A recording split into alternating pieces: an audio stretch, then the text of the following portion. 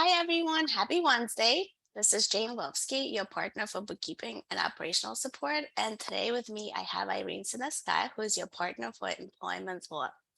And today we're going to talk about some of the questions that have come up in the past about holiday pay, COVID leave, and on-call pay. And I would like to get this discussion started with Irene of some of the examples that she has seen in the past year. Hi, everyone. Happy Wednesday. So we definitely have had a lot of questions in these categories and these areas from our clients. And so we definitely wanted to bring those up today and discuss them in more detail.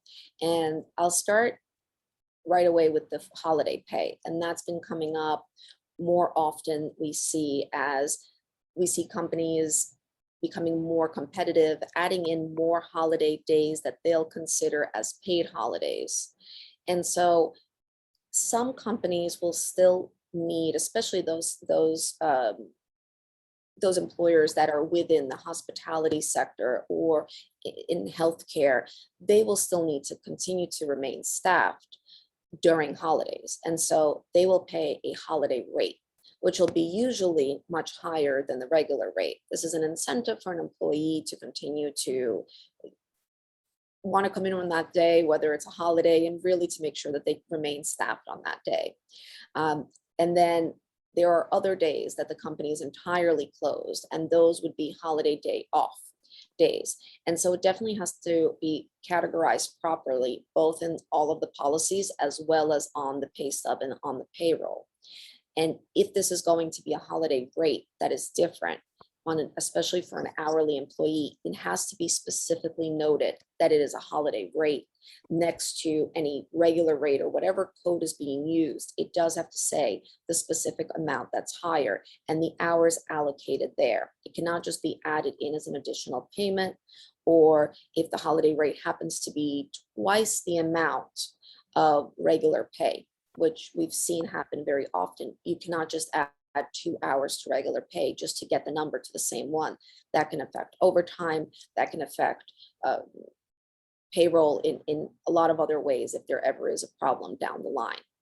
So again, it's important that the policies definitely will match so that if it's necessary later to figure out whether the holiday rate was the same across the board, to ensure that there wasn't any discrimination, to ensure that there wasn't any issue of someone stating that they did in fact work a holiday, but they weren't paid the rate. It is important that the policies are very specific to which days are considered holidays and also what that specific effective rate would be for holidays. And it should also be listed as a holiday if it's a non-worked day as well. So if, for example, somebody does not work on a specific day, but it's a holiday and they're not supposed to work on a Monday. I'll use Monday that happened to be on Memorial Day. So if somebody on Memorial Day was not scheduled, an hourly scheduled employee, and that was not their regular day, it very often comes up as a question. Do we have to pay a holiday rate for that day if someone wasn't scheduled? So of course we look at the policies, and that's why the policies are so important. What do the policies say? Are you still responsible to have to pay even if the employee didn't have to work that day? So we always bring it right back to those policies. And another question that we've had come in very often over the last 2 years, of course, is COVID pay, excuse me. On COVID pay, that has changed, especially the first year between 2020 and 2021, almost monthly. And in New York City, there are multiple levels on a chart that state what amount has to be paid. And this varies depending on the size of the employer. So the city will look at whether the employer has less than 10 employees and makes less than $1 million, and you fall into one category. The employer has more than 10 employees, makes more than $1 million, they fall into a different category. If the employer has more than 99 employees, then they fall altogether into an entirely different category. And so it's very important to look at the specifics of the company, how many employees the company has, what their gross income would be, to really be able to determine which category and how much leave there should be. Regardless, this chart with the new COVID pay rules should be part of the policies. So it should be easily accessible to anyone that's in HR or any company of any size, because it can affect, again, as we said, from one to tens of thousands of employees and all employers that employ those employees. So it's important to really make sure that you have that chart easily available and accessible so you can make sure that you pay that proper COVID pay. And then another question that I've had come up very often in the last couple of months has to do with on-call pay. And I believe that it's been coming up more often because of various staffing issues that I've seen my clients have, and I'm sure are a problem across the country, as we've heard. The on-call pay is really an incentive bonus of, if you are available on this day when we call you, you will of course receive your hourly pay, but you'll also receive this bonus just for coming in, just for being available and being able to cover this shift or being able to cover on behalf of somebody else with such short notice. And it really has been very effective in making sure that companies remain staffed. But at the same time, there's always a question that comes up. And Jane, I'd like to follow up with you on this question. And we're always asked this by our clients. How should the on-call pay be shown on the payroll or the pay stub? Sure. As always, a great question.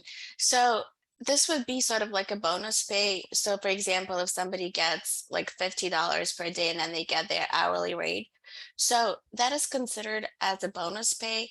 And if this is not considered regular wages, right? But it's supplemental wages and it's subject to different withholding rules. So if somebody is a contractor, then this would be added with their wages, so to speak. That would be on 1099 and AC, which is over $600. But I think in all of our cases, these are considered employees. And so if somebody's getting a bonus or additional pay, it should be on the employee's W-2. You cannot report that separately on a 1099. And typically how we would run that, it would be part of a regular payroll cycle, but it would be listed as additional earnings or a bonus. And if needed, it could be run as an off-cycle bonus pay, which I don't think it would be necessary in these situations. But let's say if this is something that should be paid on a separate timing, that could be done. But typically we would include it as regular payroll on a separate line, and it is subject to Social Security, Medicare, FUTA taxes. But the bonus is subject to approximately flat 22% federal withholding rates and something around 10 to 13% for the New York State, New York City withholdings. So it's taxed separately, so it always should be shown on a different line item on payroll. And then I just wanted to add something, what you said about the COVID leave and the holiday pay. This is absolutely essential that everything is tracked through payroll. So for example, if you have a sick leave policy, it could be added as a policy to payroll, and it could be tracked through the system. So for example, if somebody's supposed to be getting 40 hours per year for sick leave, it could be tracked through there and accrued based on the amount of hours that the employee is working. And then in a lot of cases, it could be carried over from one year to another. So it's very important to have all the paperwork available in case there is anything that needs to be provided, let's say to Irene when she's doing an audit or she's trying to, work on a claim for her client. So we usually go back to the policy and make sure that it's accurately tracked in the payroll system. And I think that kind of covers. If you have any questions, please let us know. Irene, do you have anything else to add? I did actually want to add, Jane brings up a great point. The COVID pay on that chart, actually for some of the employers, if you, depending again on size and gross amount, some employers are only responsible for that one-time COVID pay.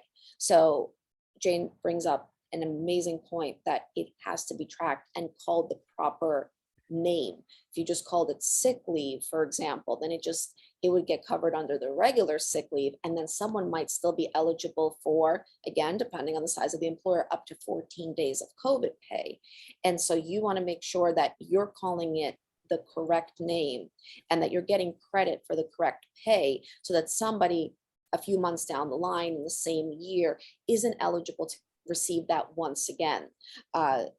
Again, and then we get right back full circle to the issue of staffing. That's why it's so important for employers to make sure that this is being categorized and they're getting credit for making the leave that they do provide available. Thank you. Thanks for the clarification. And if there's any more questions, please let us know. We'd be happy to get back to you. Thank you. Bye. Thank you, everyone.